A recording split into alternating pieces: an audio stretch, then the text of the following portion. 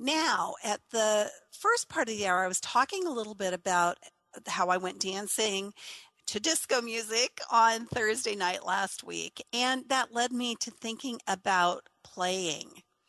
And so I want to share with you why play matters. Why should we play? Well, part of it is, as Carol was talking about, in our culture, we get really focused on achieving and we get really impatient.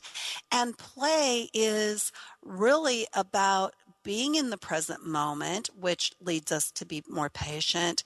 It's when we are most ourselves when we're playing.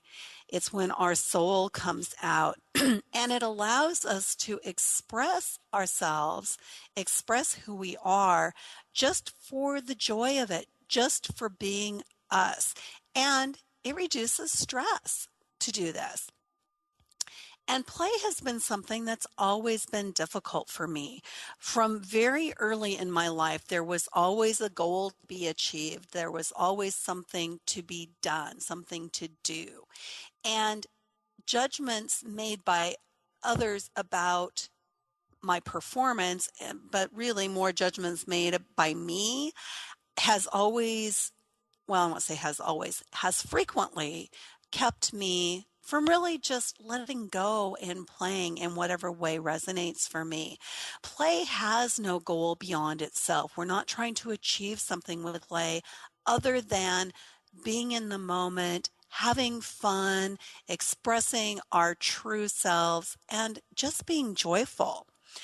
Play is so natural when we're children, and it's a big part of how we learned when we were young, was just by doing stuff that seemed interesting or fun.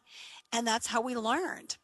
And play is about being in the moment, our creativity, and our own expression. Play can be anything that takes you out of yourself, where you quit judging your performance and you really just disappear into the activity, whatever it is that is speaking to you in that way. So, if you could use more play in your life, in our light bulb moment, I want to talk about how you discover what play is for you, because for each of us it's different. And how do you do it?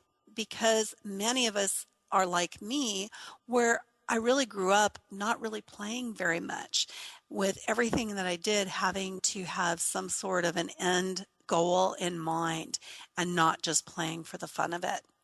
So, how do you discover what play is for you?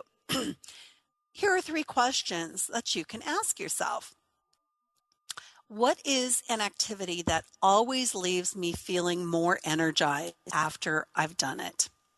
What really sparks you, where you just at the end of it, when you're coming down from it, you really are coming down from it because you feel so energized? What's something that does that for you? What is an activity where I find myself smiling for no reason, just for the joy of it? Something that I enjoy so much, I have a big smile on my face for no reason at all. When are the times that you find yourself doing that? That's play for you. And third, what's an activity that I feel drawn to for no good reason? In other words, there's no purpose in the activity beyond enjoyment, beyond just doing it.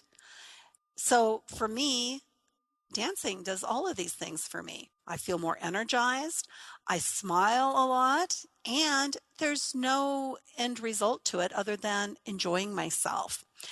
And I would also say for me, this radio show is play. I have felt called to it for I don't know what reason, but I feel energized by it. I smile a lot, and there's no end result other than just enjoying it.